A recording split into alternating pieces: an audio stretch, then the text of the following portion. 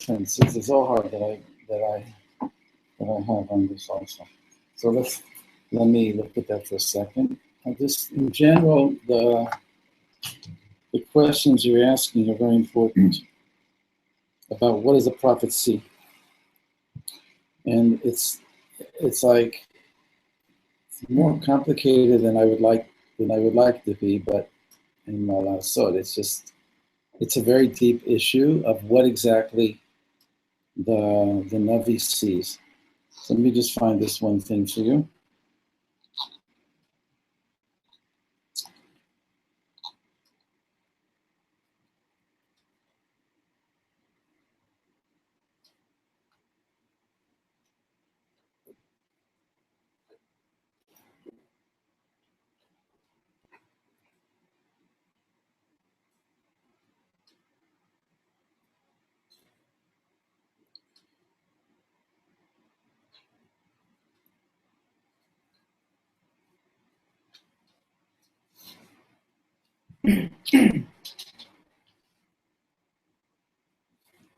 There's one thing that this can I ask you to open the door?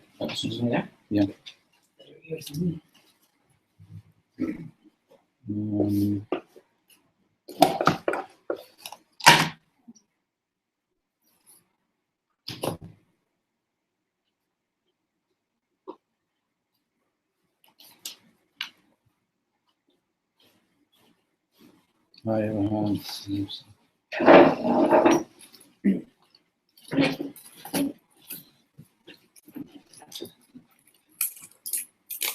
I'm not exactly sure what happened.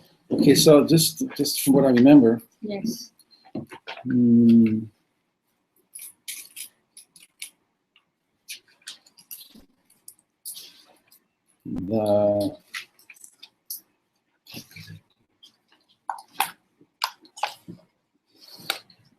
Okay.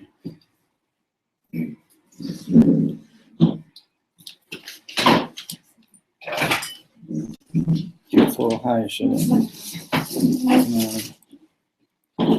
I have a little thing here, Abraham and the angels. So so the question was asked, what do we see when we see angels? What does Ezekiel see? What does Isaiah see? What did Yoshua see when he saw an angel? All these, this is like, bless you. It means it's an excellent question. The problem is we don't have a single simple answer. So let me just do something with you here that I wasn't planning on, but it's important, and just share with you what happened with Abraham. Okay, Abraham, Hashem appeared to him at the entrance of the tent in the heat of the day. According to the deeper level, he's using the excruciating pain of the Brit Milah to enter into an ecstatic prophetic state. He attained such a powerful state of dveikut that he feared that he wouldn't be able to return to physicality. He therefore deliberately sat in the entrance of his tent in order to look upon something physical and thereby reconnect with his physical body. This is the Ma'or of Shemesh, the Talmud of Rabbi Elimelech of the Zhinsk. The concluding phrase of this verse, Kechom Hayom, in the heat of the day, alludes to the hitlahavut v'chamimut, the inspiration and intense heat of Avram's dveikut.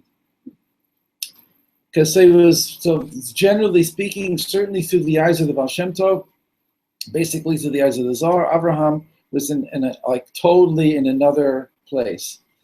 Okay, and then 3 men appear, who are really angels, but they look to anybody else like human beings, and he ran to greet them.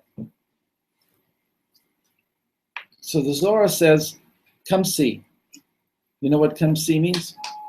Tachazi, come see. What does the Gemara always say? Come here. The Gemara always says tachazi, the tashma, come here, and the Zohar always says tachazi. It's indicative that Zohar is much more experiential.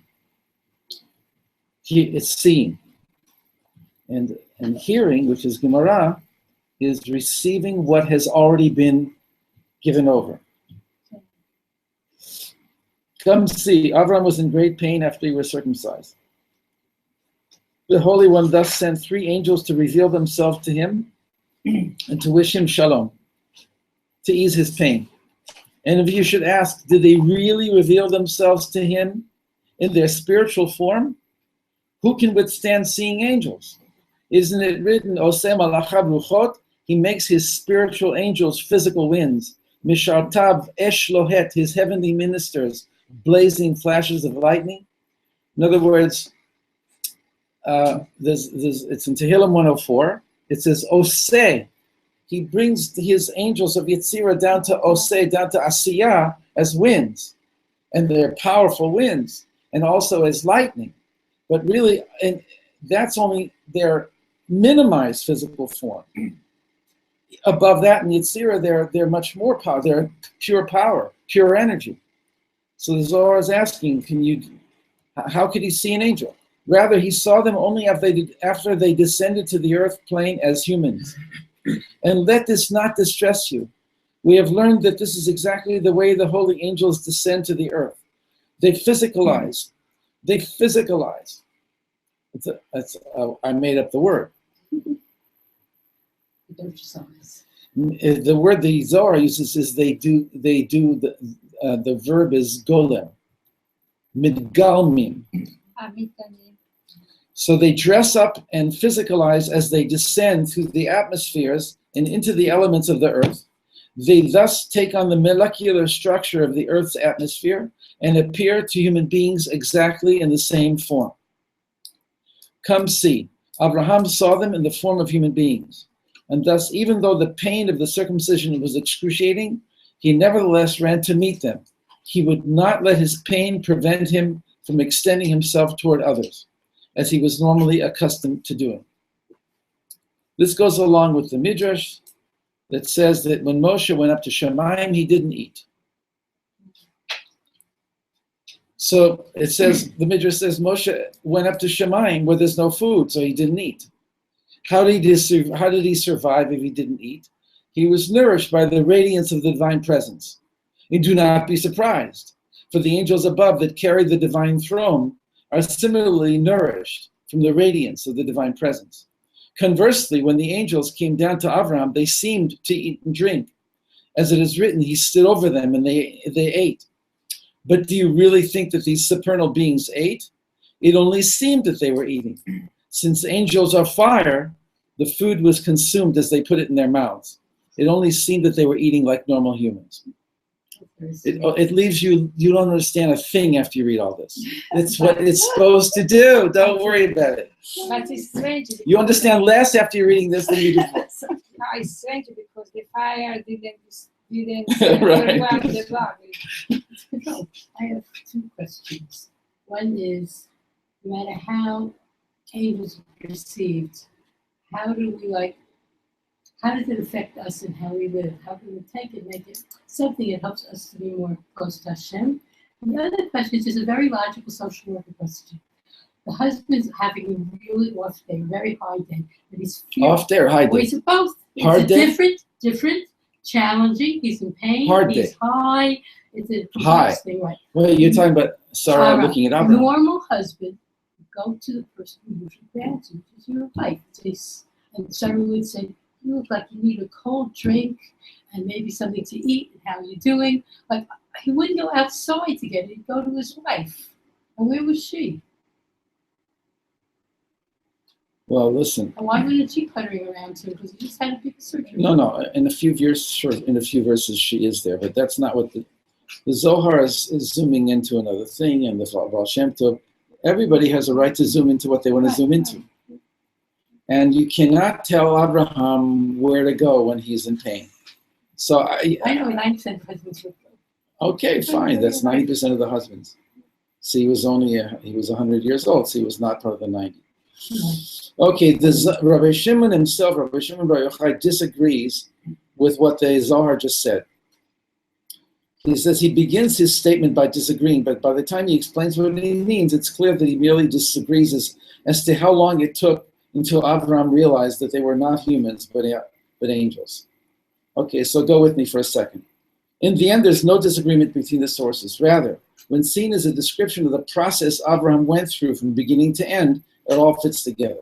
Rabbi Shimon Bar Yochai explained that they did appear to Avram as angelic beings without physical form, for he saw the divine presence upon them in a way that only angels manifest. So, according to Rabbi Shimon Bar Yochai, immediately he identified them as angels. They do not come as human beings.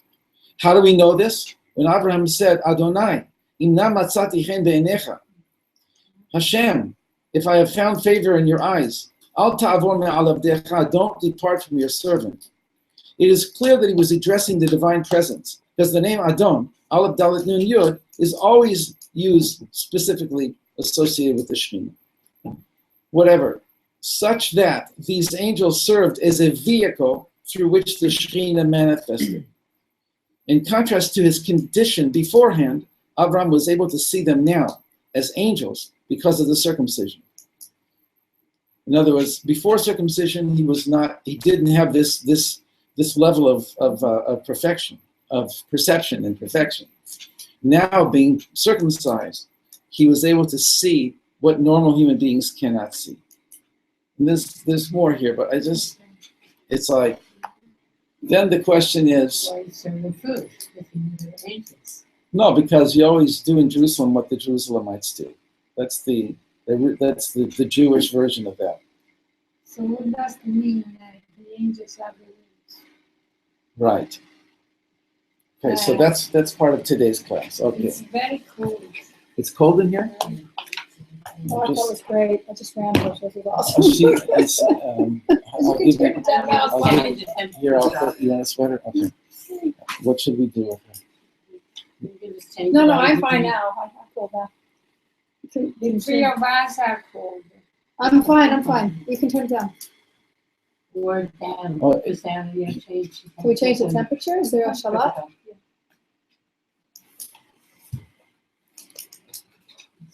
Is there a shalat for it? What's Okay. on the shelf, it looks like.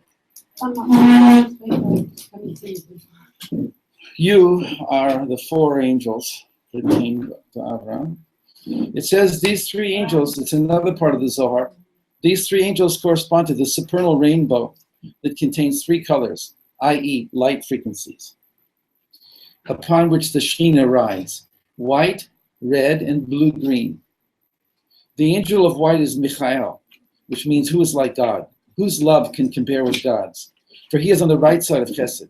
The angel of red is Gabriel, God's power, from the left side of Gur. The bluish green is Raphael, from the central column of Tiferet. In this way, the Shekhinah was revealed to Avram through these three light frequencies. So what did he see? Angels or Shekhinah or human beings? So the Zohar is giving us all three. He saw human beings, but Rabbi Shimon Bar Yochai said immediately, as opposed to the Zohar's first Peshat, is immediately saw through the human being disguise and saw the angelic. And then he said to them, he spoke directly to God through the angel. The angel became just an intermediary in order to speak to God. So once you start to learn it and you put it together and you learn more, at first it's very confusing, but then it starts to come But together. Rav Sutton, if he was already having an incredibly prophetic state that he was about to just leave his body, then why did he need angels to communicate with God? Because he was already there. It was just like, So that is when you come full circle, is that nobody could stand in his presence. This is the Mor V'Shemesh. The Mor V'Shemesh, a Talmud of Elimelech of the Nizhinsk. No human being could come out on that day. It was so hot. Therefore, Hashem had to send somebody who looked like a human being but wasn't really, in order to bring him down. And the example that they give is something Rabbi Kaplan himself brings from what's called the Heichalot, and he brings it in Kabbalah and meditation, that Rabbi Nechunya ben Akana, the author of the Bahir, was in a very high state, and they didn't know if he was going to come down. And so they took the cloth that had touched a woman who came out of the mikveh, but there was a suffix whether the mikveh had worked or not, and they put it on his lap, and all of a sudden he woke up. Just like, and there's also the Lubavitcher Rebbe. He used to hold his hand He used to hold a handkerchief wound around his hand.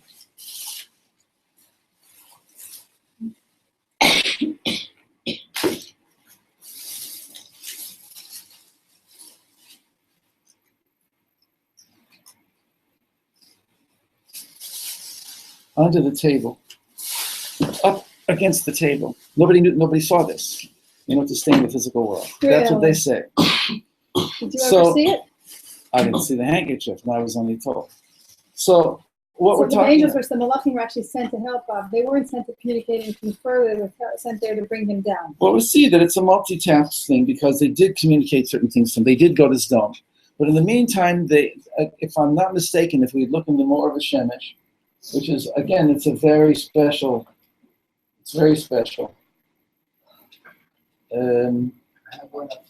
Yeah, but it would take time to find it. So it's something I should do on the internet. Okay, let's come down partly and stay up partly. Okay, that's what we're supposed to do here. That's what the Zohar just taught us. Stay in the middle. Okay, so I have two things for you today. So we have to talk about Shavuot. I do it every year. It's But- great. Last year's class, I remember last year's But class.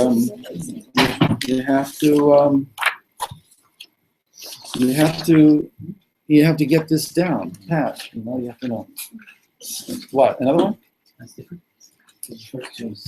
Yeah, it's a repeat of the first two pages. Of Sutton. Yes. Also the part in reading the Unity book again, Yeah. and you're talking about the horizontal and vertical transmission.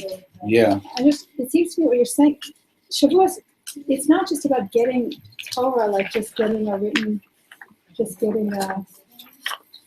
You have something on Shavuot? Yeah. So it's, This literally, he just walked in. I have to tell you. She just walked in very quietly like a mouse. Okay, very good. Baruchim habayim. Awesome, amazing, beautiful. Yeah. Roberta. Another When did you get here? and it's Thursday, Okay. for mitzvah, and now just same materials. Okay, beautiful. Also, I hope that will.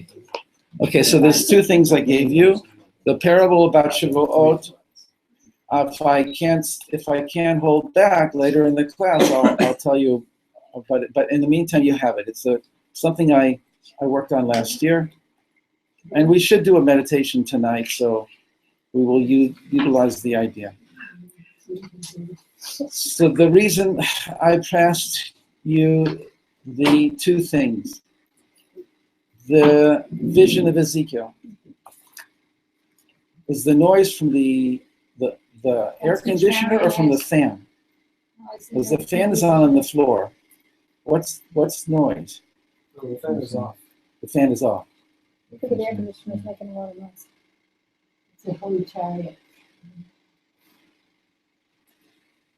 should we see if they adjust it to a different setting? You just did. But I don't think you did it on a different setting of that. See, can you see? Can we open the window and stop fighting So everybody wants something else. It's beautiful. This is exactly what it was like at Mount Sinai. And then we all quieted it down, and we all realized we all want the same thing. So we have to get to that level tonight. Of Sutton, with the vertical and horizontal transmission, we were saying that Torah was being learned so that we could get to a prophetic state. So not time Torah, like that. Yeah, do you remember this part of the book? I remember. Just what's the question? So we're celebrating on Shavuos is not just Kabbalah of Torah as in terms of a set of A teachings thing that to we us. got. Yes, right. because I never 100% related to that. You're really saying that we're actually, it's about a spiritual level that we could reach. It's not just about the So physical that's Torah why I that we gave out get. the parable of Shavuot. Yeah, that it's an experience. It's very important to get beyond the information level. Because Thank you, I feel everyone. that's what Shavuos is very much about. It's all about the information level of It's Torah. much more than the information level. So we really are going to do a meditation tonight. Okay, with your permission, I will get there. First, in general introduction, put up with me. Okay, so until I we all get together. And, okay.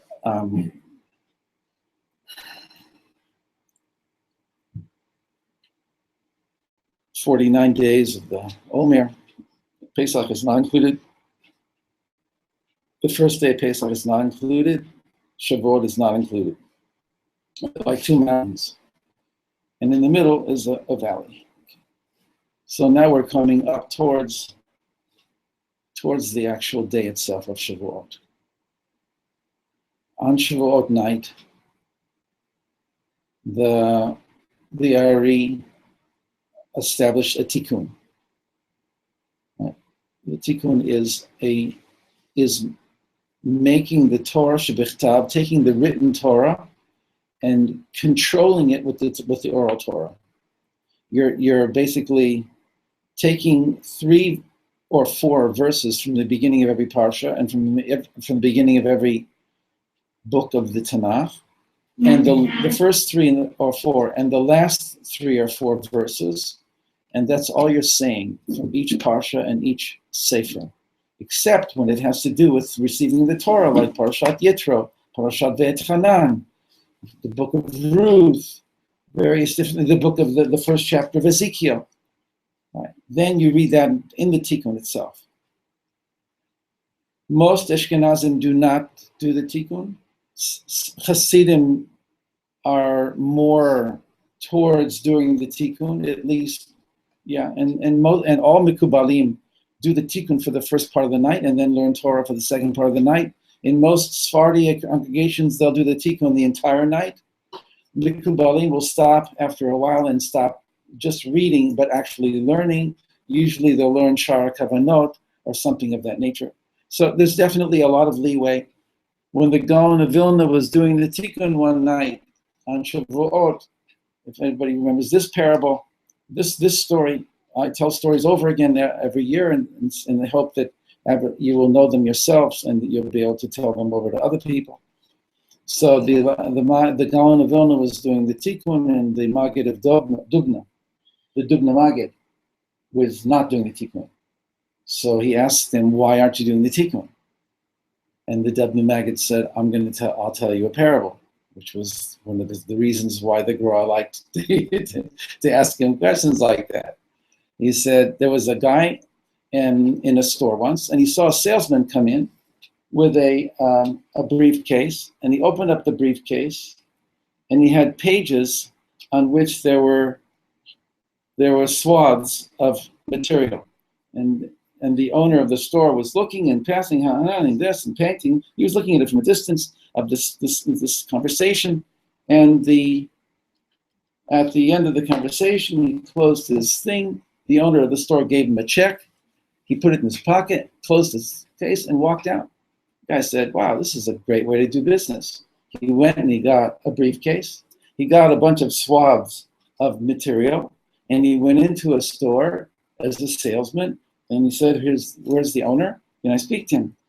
And he opened up his briefcase and showed him some swaths. They were very beautiful pieces of material, and showed him this page and that page. And the owner said, "How much do you have of this?" And he said, That's all I have." And turned a few pages. "What about this? How much do you have of this?" "That's all I have." So the Maggid of Dubna said to the Gaon of Vilna, when you learn a pasuk, Gaon of Vilna, you have a whole warehouse of information behind it. When I learn it, that's all I know. So that's a famous mashal. Nobody got hot on it, I see. Okay, fine. So, but he said That's why the Vilna Gaon could learn it, because it was just shorthanding all his knowledge. Right. It was just in Chazara through during the short. Yeah.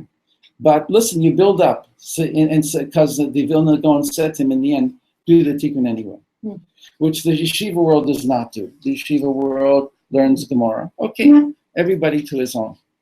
But there is a reason, and certainly more and more people are doing the tikkun, at least the first part of it, which is again this thing of doing what's called the Kad Sifrei Tanakh, the 24 books of the Bible, which again 3 or 4 verses. You can't make it up. You have to have it in a book itself. And there's nothing in English that's equivalent. If you want, you can have the Tikkun in Hebrew, and if you need the English, you can look at the English of an entire Tanakh.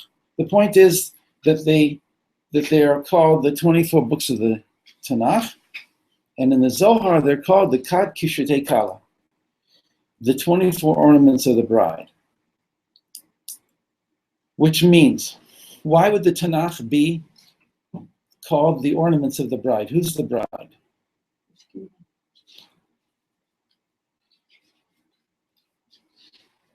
Only Rebecca shouted it No, out. this is my Rebecca. Oh, Miriam. The Shekhinah. Okay, the Shekhinah. So what does it mean to say that we're dressing up the Shekhinah? What's the Shekhinah? Divine presence, indwelling presence. Okay, what's the Tanakh? Simply boil it down to its basic minimum. It's a story of Hashem's interaction with human beings, right?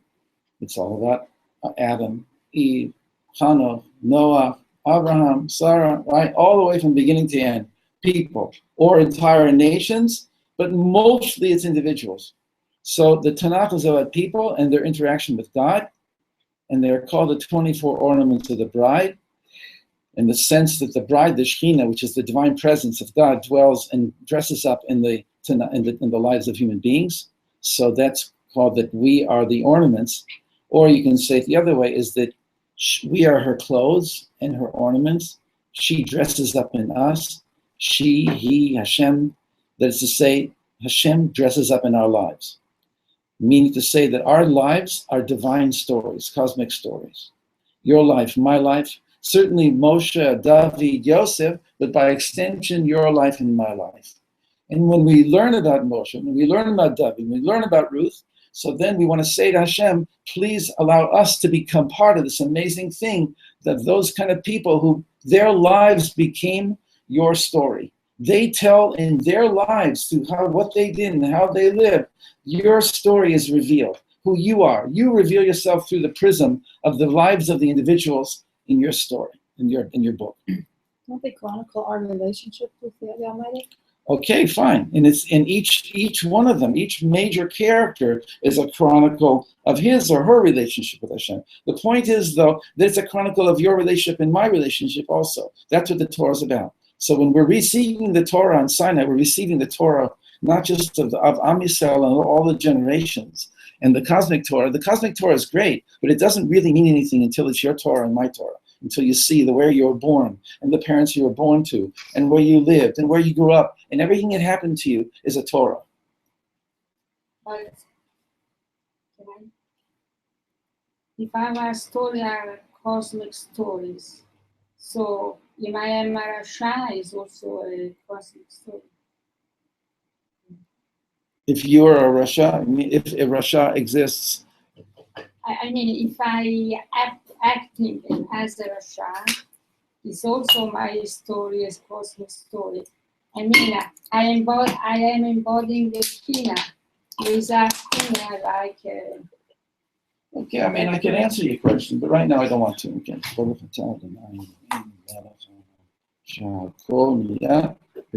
Amen. I think maybe the group, the yeshiva type to do straight learning. Maybe they say that like the mitzvot and the learning of the mitzvot are the ornaments, and by the dressing and all the halachas and all the little petty differences. No question. That's like the ornament, and they do that, the cognitive, they can reach. No problem. Yeah, it's just they're making a decision. A person makes the decision. If the Ari says something, how much does that mean to me? So the Ari has a very special voice in Judaism, but not everybody listens to him. They don't feel that they're ready to listen to him or that type of thing. Everybody, it's all where you're holding in your life, and it's fine. I'm not coming down on anybody. I hold that it's very important that even if you do the tikkun for part of the night, that it's important to start going deeper into what you're thinking and how you're receiving the Torah. Okay, as far as I'm concerned, I'm extremely hot, but I won't pay attention to it, and I'll just kind of, there's hot, there's people who are cold. I have no idea how we can all come together on this, so everybody try and take care of yourself. So are You can open the window if you wish. Air conditioning's on still, huh? It is, but volumes together with everything in this chicken? Is there something? yes, you can buy it in any of the stores in Machane Yehuda, Rehov Yafo, Geula, Tikkun Leil Shavuot, Ashkenazi style, Sephardi style. The Sephardi styles are easier to read. They're much more clear, the instructions, because they're Ben Ish Chai. They came from the hand of the Ben Ish Chai, and he was very concerned that everybody know what to do and how holy this night is, and therefore to minimize any talk other than learning and reading and davening. And certainly you can eat during the night, you can drink and eat. It's when to say the brachas for the Birchot HaShachar. It's all kinds of nice things to know. If you have any questions, I'll try and help. But it's something at least you should have in your household, and that your men folk should be doing or should know about. So, as I said, one of the things in the Tikkun is the entire chapter 1 of Yecheskel, not just the first 3 verses and the last 3 verses. Why? Because Yecheskel is the Haftarah. That's the prophetic reading for Leil Shavuot. Like what we began to study a few weeks ago, what we're beginning to be doing until the end of this class is what all of part 2 of Inner Space is about, is Ezekiel, Esther. The Torah reading itself is Parashat Yitro, which is the receiving of the Torah, the experience at Mount Sinai.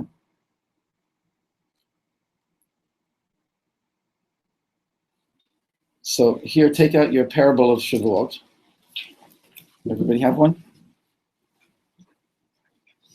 Would you prefer to sit over here?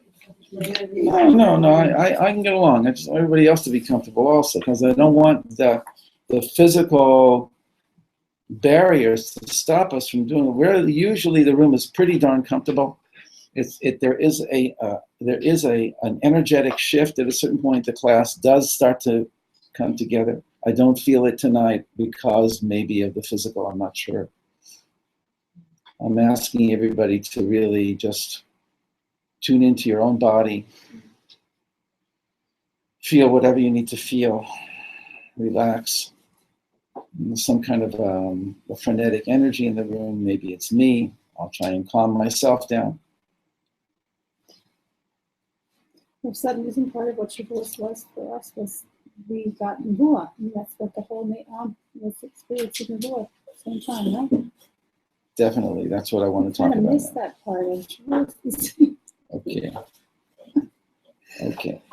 Right. But truly, take a few deep breaths, close your eyes, and let's just be here. And nobody blame anybody else or anything else on their situation. Go inside and make peace with yourself and with who you are right now, and connect with Hashem as to what you would like to achieve, what you would like to have happen here, how you'd like to come out of this class, learning everything you need to learn, whether I say it or not, but you get whatever you need to get, right? Make that into a prayer.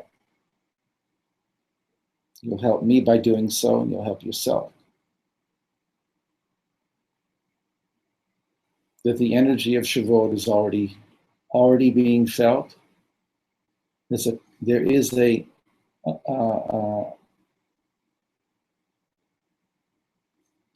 is an energy of confusion on the planet, the Middle East, America, Europe. There's no question that the energy in the world itself is frantic, frenetic, terribly negative. You don't have to go looking too far to see that. Terrible things are being done. Our receiving the Torah was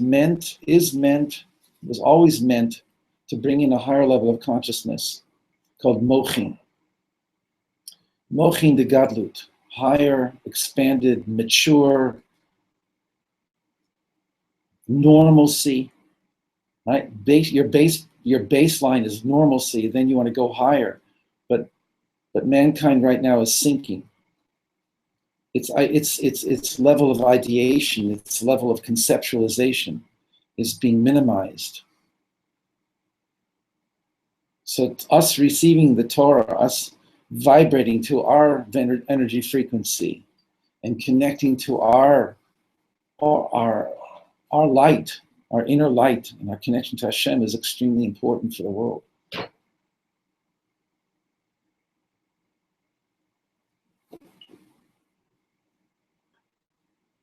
And as I say this, I have begun to cool down, which is, for me, good.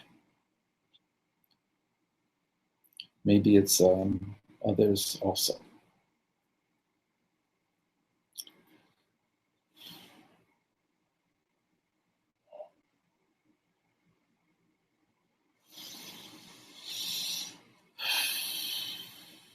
The purpose of sharing with you the parable of Shavuot, which we may not finish, but you'll get the idea and we'll do the meditation, is to tune in to this inner reality that's always there. And that as we get close to Shavuot, it's called the Shavuot of history. On Pesach, it's the Pesach of history. On Purim, it's the Purim history. It doesn't have only one name. Each one of them gives a certain sheds a new light on it. But it's so beautiful when we enter into this level, when we realize that the Shavuot that happened at Sinai, we're promised that it's going to happen again, but this time for all of humanity. And it's not going to be limited to a single mountain in a single physical location. It's going to be a state of consciousness that's going to be universal. It's going to be a quantum leap in consciousness. So with your permission, let's look at this a little bit.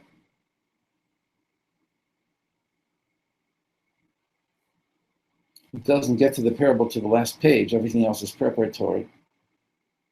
Well, what was the experience? So a lot of the midrashim that we have tell us that we basically, when we heard Hashem's voice, our souls left us. If you can go to the one that starts in the middle of the page, besides experiencing God's oneness visually, we also experience it audibly. Got it in page 1? The experience was so powerful that our souls left our bodies. Our masters taught, Amru Rabotenu, that the Aserta Dibrot were all spoken in one syllable. She Aserta Dibrot kulam bekol echad yatsu mipi hagvura. They issued forth from the mouth of the Holy One as one. Dabar kashe ad ma'od, something so difficult to imagine that no mouth can utter it. Ma she'ein hapeh shel hediot yechol ledaber, nor any human ear hear it. V'lo ha'ozen yechola lishmoa. Lefichach ketiv nafshi yatsa b'davro. It is therefore written, my soul departed at the sound of his voice. Our souls were unable to remain in our bodies when we heard Hashem's voice at Sinai. Not once, but many times. Rabbi Yeshua ben Levi also taught, with every dibur that emanated from the mouth of the Holy One, the souls of the Bnei Israel departed from their bodies. This is the meaning again of Yatsa nafshi b'davro. My soul departed at the sound of his voice. But you might ask, since their souls departed at hearing the first dibur, how could they have received the second dibur? Hashem brought down the dew with which he will resurrect the dead in the future.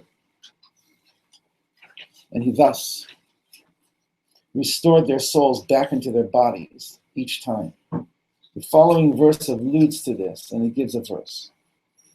So it wants to tune us into that. It was a very powerful experience, and it was like a magnet when Hashem spoke that our souls literally left our bodies and became magnetized up into the heavenly spheres. There's another verse that says, Atahareta Ladat, you've been shown to know up to Dat. And so that goes along with the Rashi and the Pshat that says that the 7 firmaments were open, which are the 7 lower spherot.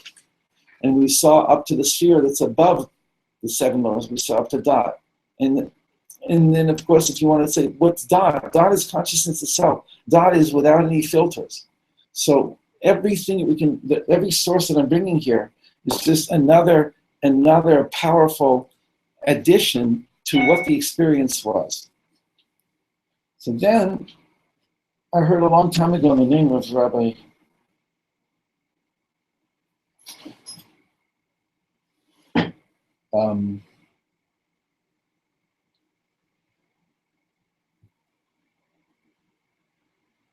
his name skips me. The name of a very great rabbi. And he said that based on this Rashi we're going to see here, that the verse says on page 2,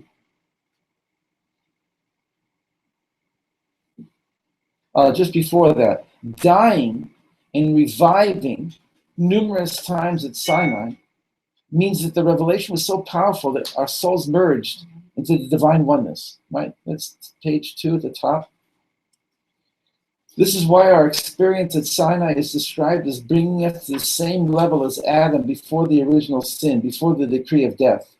The Gemara says that we got to the level of Adam before the sin. And Pascha mehem zuamat anachash, that the impurity of the serpent that had distorted mankind's ability to perceive God until then was taken away from us at Sinai, which is one of the 15 things that we say Dayenu for on Pesach night, is Dayenu. Ilu, what's the exact word? If you had brought us to Sinai and had not given us the Torah, Dayenu, which is like, what are you talking about? How could you say that? Because from now, looking back, retrospect, how can we not have wanted to receive the Torah? The Dayenu is not happening in retrospect. The Dayenu is happening at every stage of the process. Whatever happened to us was so powerful that we would have said, not knowing what was up ahead, we would have said, wow, thank you so much. It was worth being alive just for this. For eternity, we will remember this. There's nothing ever been like this before. But then, of course, once you receive the Torah, there's no going back. You can't say that anymore. So when we sing the song at home, we switch into Dayenu. Dayenu, that would have been enough. Are you kidding? But it's, you sing both ways and it comes out nice. That wouldn't have been enough just to get to Sinai. Okay, so he took away, he cleared our consciousness, and that's like, and we got back to Adam. But we also wanted the Torah. We wanted to bring down the ability to do even more, etc. Okay, so now we had to die and be revived numerous times over and over again so that it would become encoded into our psyche. Very important. And the whole thing on that, much more to say. One additional tiny peek into what we experienced but didn't necessarily understand when it was happening.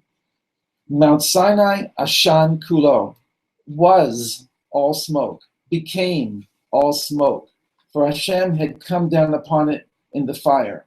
Its Ashan went up like the smoke of a kiln.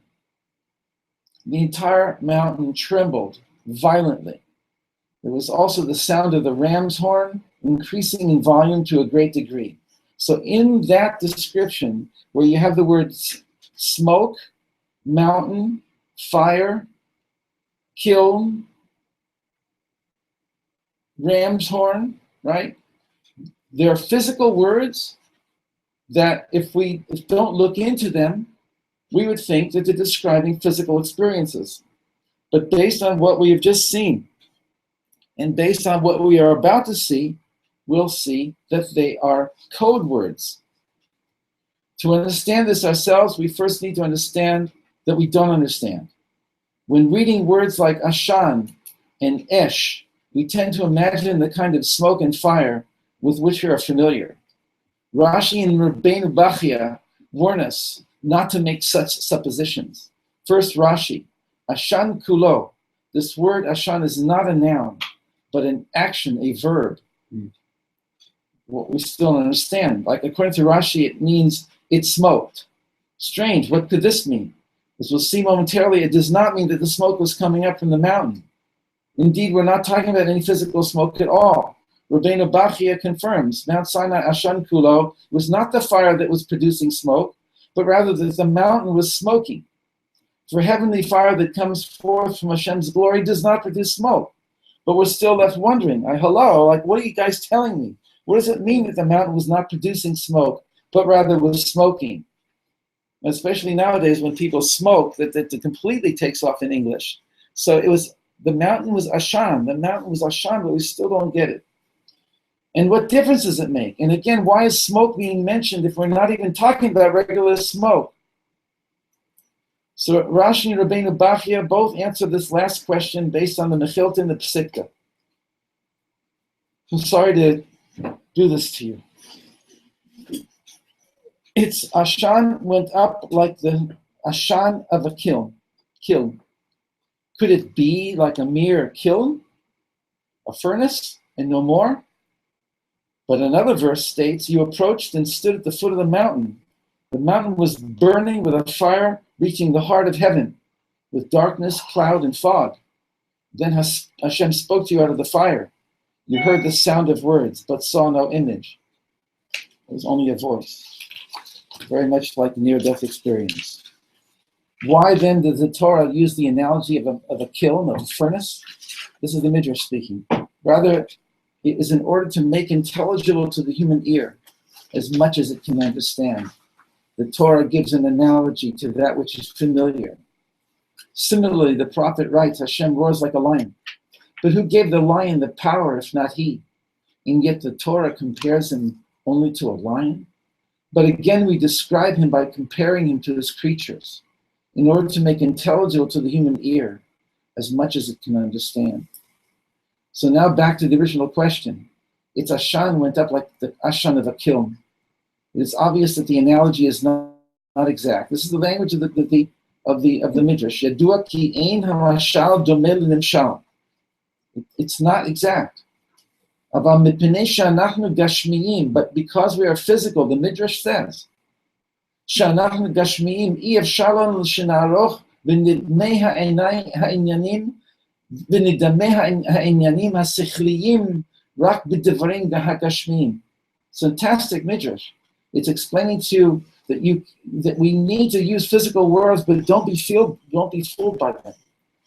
Because we are physical, it is impossible for us to imagine purely spiritual realities, except by referring to their physical counterparts with which we are familiar, literally in which we are sunken. It says, Sha'anachnu shku'im, we're sunk in them. We live in physicality. So you have to have physical words, and then your mind has to take the physical word and go up with it. It's such an important statement. So the sages are adamant. You think you know what the Torah is talking about? You think that it's just telling you stories? You think that it's describing a mountain on fire? You think that God literally travels or descends or ascends in clouds? You think that the clouds of glory that surrounded the children of Israel in the desert were regular clouds? The Torah calls them clouds, so aren't they clouds? Suffice to say that it would be wiser to envision them not as physical clouds, but more like electromagnetic force field. The Torah comes from a dimension high above us. It even gives us access to that dimension. It does this, however, through the seemingly familiar. Okay.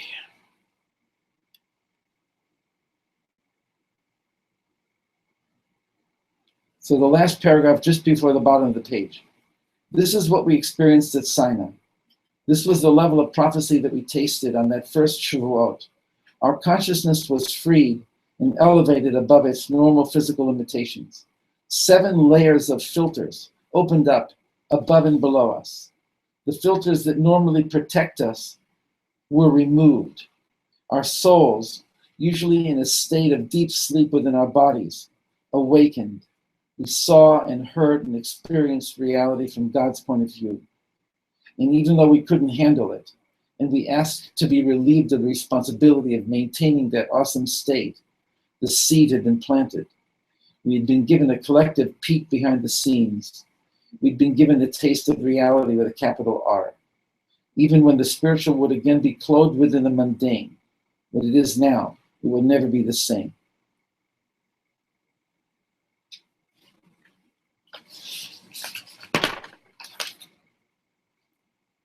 So their bodies didn't act anymore as a body.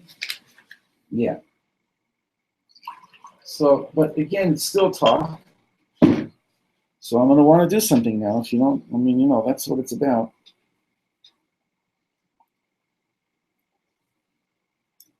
Everybody have a drink of water. We're going on a trip. So we chose to go back. We sort of chose to go back. Yeah. And then kind of regretted that we go back, and now we keep trying to go back.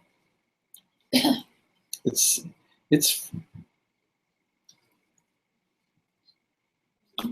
there's much more that I could say. And you said it very well. Yeah, we ourselves pulled back. Later on, we regretted but in the meantime, when we did say, Moshe, we can't stand this. Let you talk to us. It's too much for us to hear Hashem's voice directly. Like if we could go back to that moment and say, retake, replay. Wow. Also, that the Cheta Egladon was us trying to kind of get that we missed that opportunity at that time. It was the seeds of the Cheta Egladon. Like the seeds of everything we're doing, all over and all our davening, all our everything. The seeds are there. In that moment.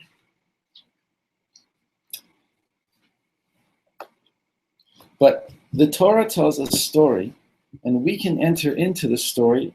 Like if you want us to get into the story when the brothers were about to sell Yosef, we can move into the text and change the text. So same thing here. We can go back, just like in a dream. If you have a dream, so you go back and try and remember the dream.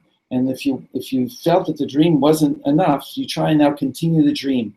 Even though you're waking and there's a part of your volition there, but you can actually now, you need help doing it. Some of us need help doing it, but you can have a conscious effect on the subconscious. So what we're going to try and do here is we don't have to change the text of the Torah. Because the point is that whatever needed to happen, happened. But the experience was there engraved in our psyche for us to access. So that's the point of this. I guess we did more or less enough here. Ever since, on page 4, ever since that first Shavuot, our annual Shavuot, is that one day of the year on which Hashem continues to flow the awesome light of His Torah down into the world. It's for this reason that we stay up the entire night to learn and share Torah in preparation for literally receiving the Torah anew on Shavuot morning, when we take out the Torah from the Ark and we read the Torah. And if you've been up all night, it's not easy. You might fall asleep during the Amidah and almost fall, and you have to be able to be careful. And then you might fall asleep during the Torah reading, and all the more so during the Haftarah. So it's good to be in a place where everybody can help each other not sleep, if that's the case, because it's really a sleep deprivation is considered by us a tikkun. We don't do it too much. We don't overdo it. We do it twice a year officially, Hoshana Rabbah and Shavuot. And when you do it, again, some people say, hey, I can't do this. I won't be able to daven in the morning. I'm going to sleep at 3. I'm going to sleep at 2. Wake me up. Right? So it's really a wasted, it's nice, do it. Anybody needs to do it. But I'm telling you, if you train yourself like an athlete, and you really it means something to want to do this. Maybe your what do you call it? Your constitution is not made like that. You can't do it, so you can't fight it. If 1 or 2 times don't work, you don't do it anymore. But if you can do it, and there's classes going on all night, right? And there's all kinds of things going on, and you can make it through the night, have at least a part of the night to be alone, to connect with Hashem, to connect with the Torah of your life.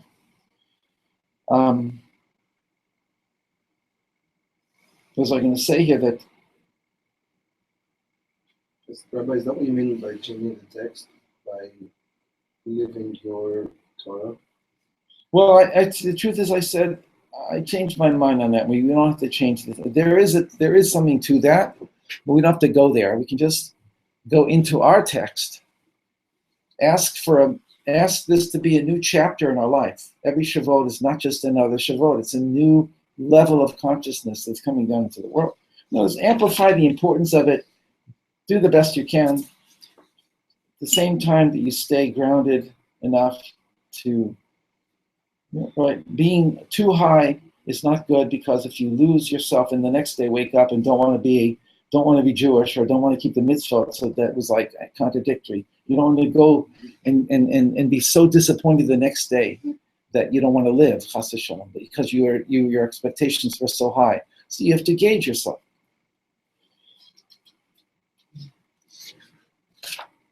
So what's the parable? And then after that, we'll do the meditation.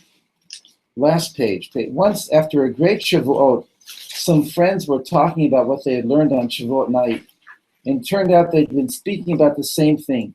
They even compared notes, and it turned out that they'd been speaking about the same thing at the same time. You hear what I'm saying? You're in one city, and they're in another city, or you're in one room, and they're in another room. You're in one yeshiva, they're in another yeshiva, and you started talking about something that not everybody was talking about, and you just met somebody the next day or the next week, and you told them what you had been doing, and they said, oh, unbelievable, we were talking about the same thing. And what did you do, and how did you do it, and this is what we did, and they compare notes, and like you see that there was a special thing happened. So interested to see if this is simply random synchronicity, they conceived a plan.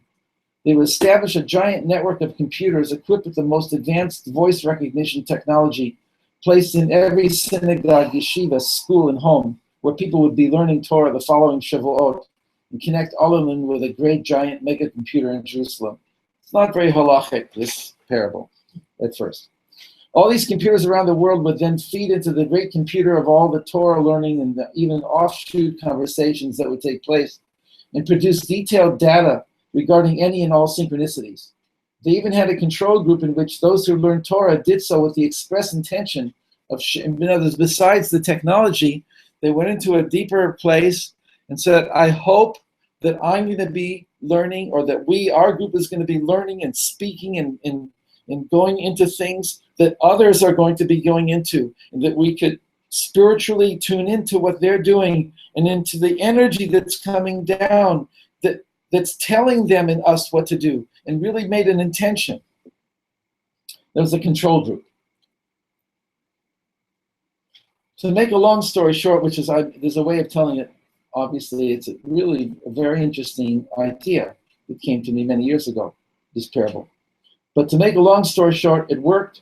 Lots of synchronicities, and even more with the control group.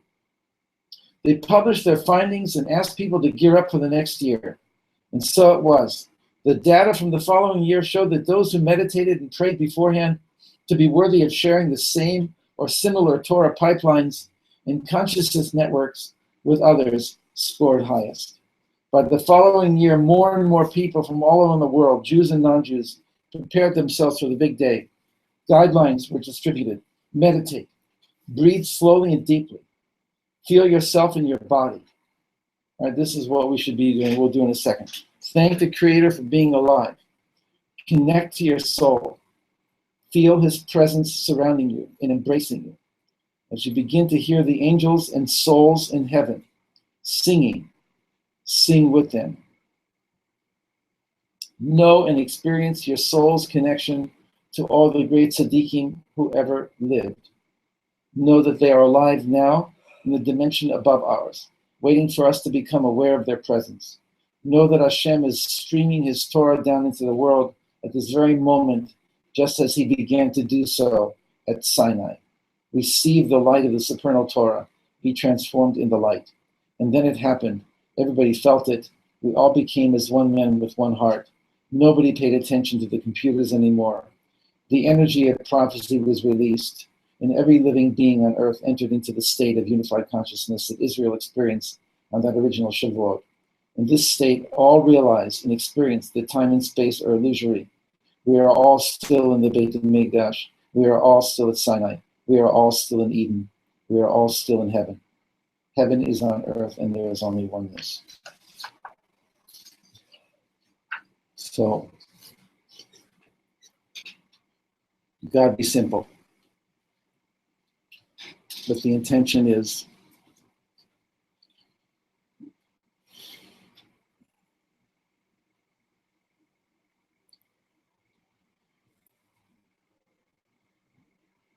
to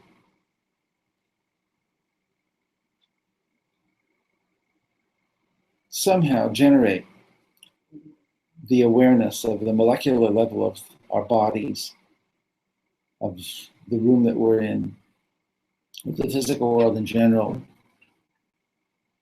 In order to do that, let's breathe, relax. It's called going to Sinai, but really it's just being right here, right now, where we are, and connecting with the Sinai that's here, that's right now.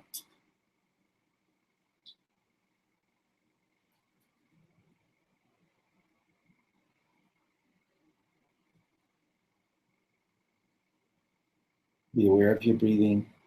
Take in, breathe out.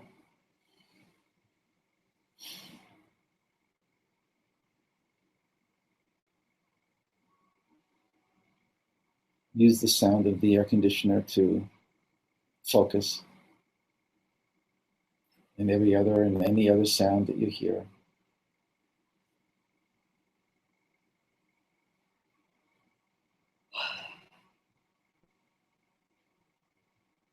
Make yourself into a tuning fork. You vibrate with the deepest level of vibration that's existing here. Not the external, but the internal level.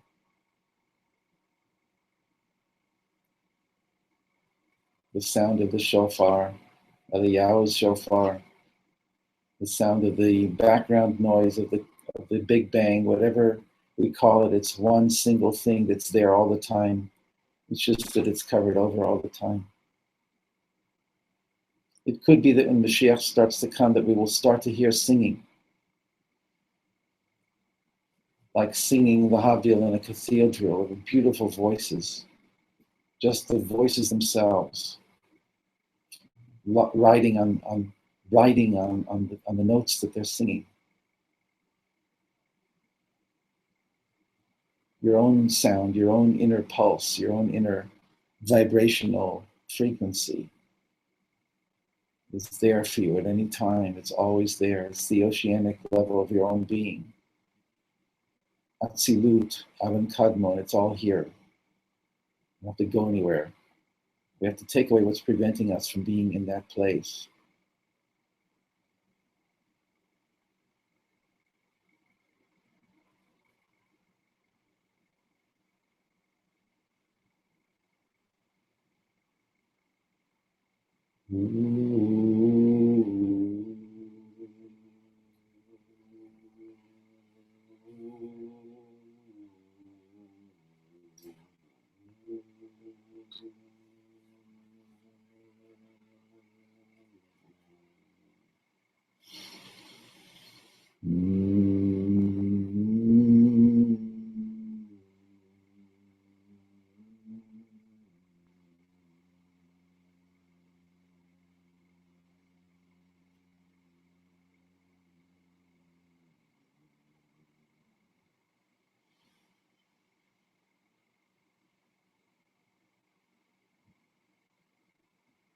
Be intensely aware of your own breathing, of the air going in and coming out.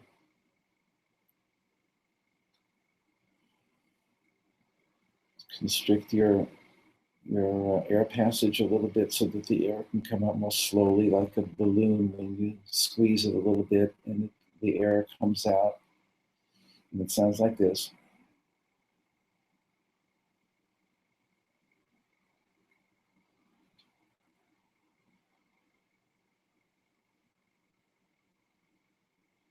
Go all the way to the bottom, let out all of your air. Feel your stomach contract a little bit. Stay without any air for a little while.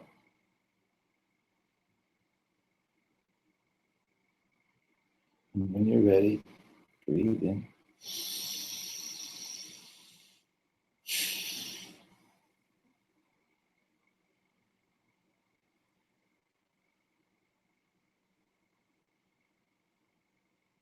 At Sinai, it was totally quiet. You could hear a pin drop. The birds were quiet. Everything was quiet. because we reach this inner state.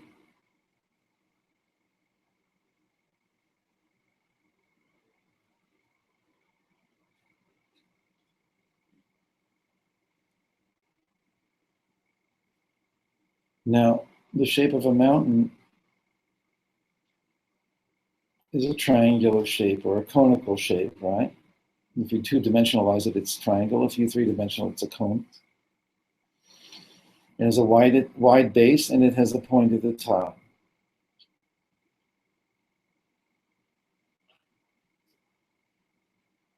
You can see yourself, you can imagine yourself in that shape because your point at your top is a receiving apparatus for bringing it all the way down into the lower base of your triangle of your cone, and to live this experience even when it's not readily, clearly available, but it's just mundane, but no longer just mundane, because when you allow this higher stuff to come into you, then it seeps all the way down into your kishkas.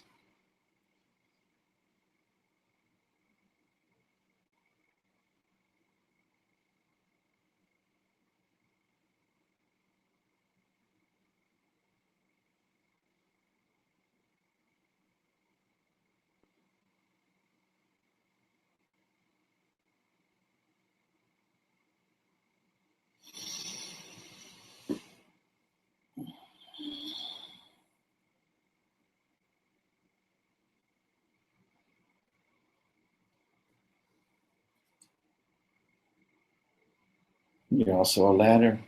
The gematria of Sulam, Samech Lamed Mem, is the same as Samech Ayin, Samech Yud Nun Yud, which is Sinai. Sinai and Sulam, Jacob's ladder. And he saw angels going up and down. Midrash says he saw Moshe and Aaron going up, and Moshe and Yoshua coming down. Angels going up, angels going down, human beings going up, human beings coming down. Human beings going up as human beings and coming down as angelic, because they got connected up to their source, to their root, and they're bringing down the Torah now, all the way down into the heart center, no longer just to remain up in the head and the upper stratospheres, but to really be able to live this Torah in your life, to know that you embody godliness, to find it in yourself, to see it in others, to counterbalance the negative energy on the planet, to bring down the most powerful light that Hashem wants us to bring down.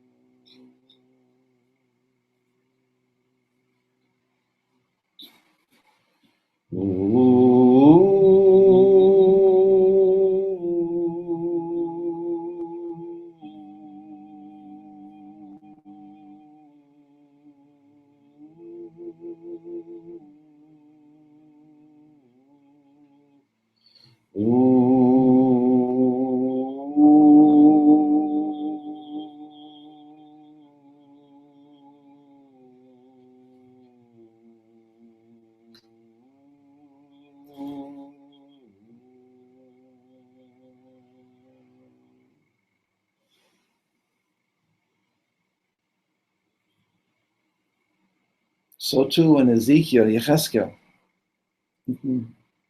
Continue to keep your eyes closed if you wish, because I'm going to stay in the same place, but we're going to continue with the class and talk Torah. But the idea is that the Torah that we want to talk is what Hashem allows us to talk about, and Hashem's here, and Hashem's allowing us to feel His presence and then to hear Torah, and that's the difference. That's the qualitative difference. So when Ezekiel is having his prophetic experience,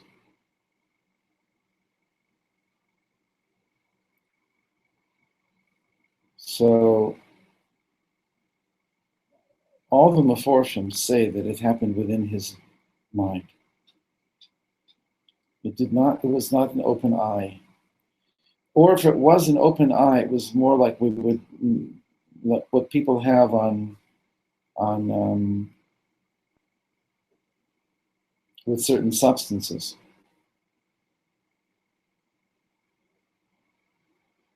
That even when you open your eyes, you're seeing the same vision, because your normal physical vision is taken away from you, and but more or less the way that they're all learning it is that it was with closed eyes. It was a waking vision, a waking dream in which there were specific symbols that he was shown. He wasn't creating it himself. He was definitely overwhelmed by it. And one of the beautiful things that Rabbi Kaplan does with this, and this incredible text that we're involved with, which everybody should read, is that Yechezkel was breaking through 4 klipot, which are what happened to Adam Arishon as a result of the chet of Adam Arishon, is that we became shrouded by 4 shells, 4 barriers that prevent us from connecting directly to Shamayim. And then when the prophet is now going to try and have a prophetic experience, he has to go through these 4 barriers and experience each one and learn whatever each one teaches him until he makes the breakthrough into what's called the chashmal. And even the chashmal gives way to a voice that speaks to him. And he hears it very clearly. So your own voice, and in terms of our own lives, your own voice is a godly voice also. You think it's your voice because you've grown used to it. It's like, it has its own thing, just like in computers nowadays, you can identify you by your voice recognition. Not only voice recognition, but something more, like just like your fingerprint. So Hashem gave you that finger. So that's really Hashem gave you your own voice. So even when you speak to yourself, you think to yourself, it's not just that anymore. Because you're out at the outer ranges of consciousness, you're realizing that your own thoughts, right, it's a whole different story. You can reach the level of Bria where you can start to reprogram yourself. Any negativity that you've been brought up with, that you've had to go through. Reprogramming, neuro-linguistic programming. That's a Briatic or Yitziratic, whatever. It's definitely deeper than our normal way of speech. So it occurs to me to say that when the prophet hears Hashem's voice, the Ari says it explicitly in the beginning of Shah Ruach HaKodesh, that when we know that the Midrash says it, that when Moshe heard Hashem speaking to him, he heard it in his father's voice. When Shmuel heard Hashem speaking the first time, he heard it with Eli's voice. The Ari adds that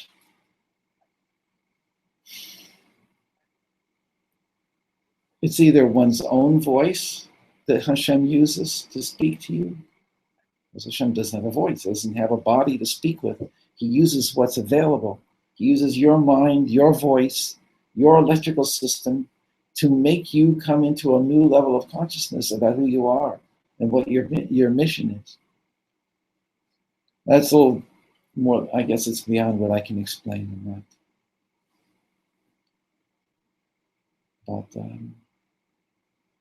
But so Sinai is so far away and yet it's so close, no? Isn't it? Isn't it possible for us to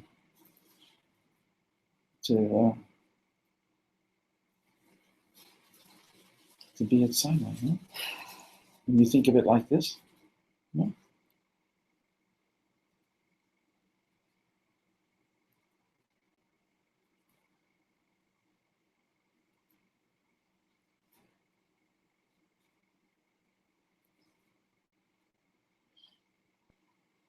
Rashi.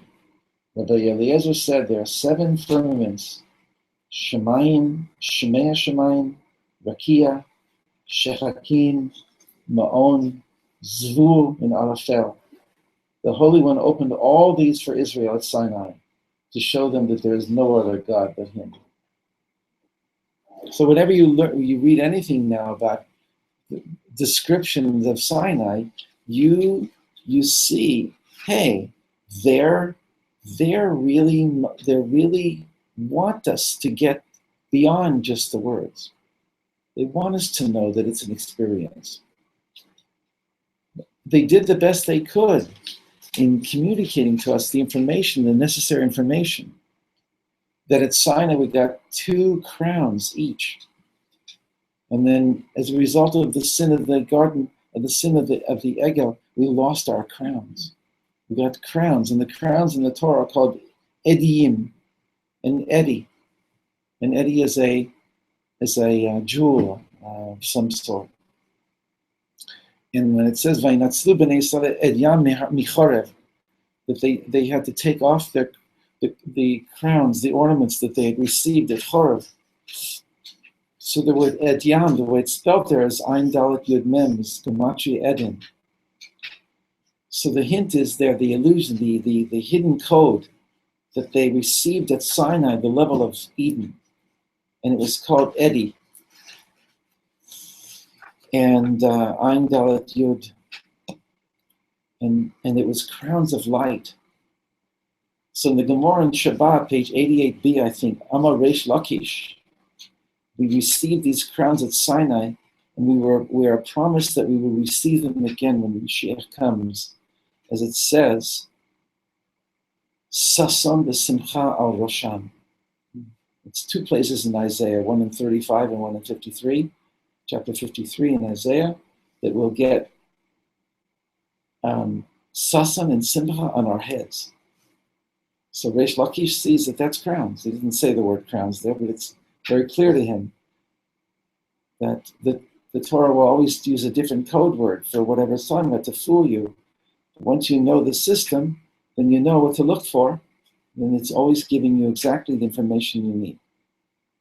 And nowadays, the Mekubalim, there are 2 pairs of tefillin,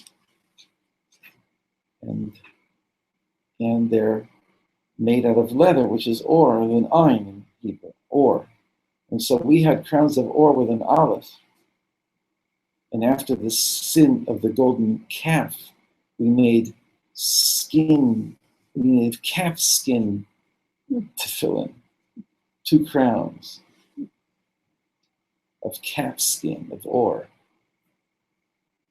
But that is the same thing that happened with the Mishkan in general, as we lost the Mishkan of the world, where the world was going to be transformed into the pure Shekhinah, and we got Mishkan and Truma and Ola and Korban and all the physical equivalences of the highest levels of consciousness. So tefillin is just another little detail, how leather straps and leather tefillin instead of light straps of light and boxes of light.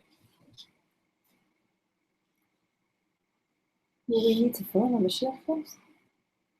Well, they'll transform back from or with an To or. ayin to or with an aleph. Mhm.